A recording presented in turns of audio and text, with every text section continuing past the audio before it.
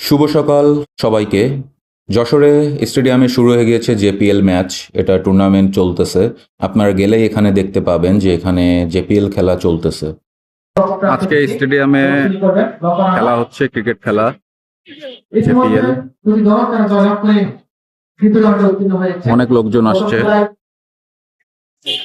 এখানে অনেক দর্শকরা আছে, তারা খেলা দেখতেছে।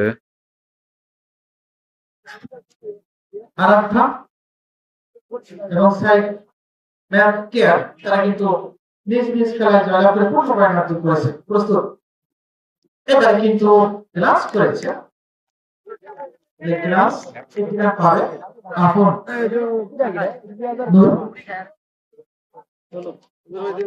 এবার কিন্তু লেফট কাট করেছেন, তিনটা বলে পিছিয়ে ছুটছেন এবং শেষ পর্যন্ত ঠিক আছে বলা যায় নিতান্ত উইকেট কিপার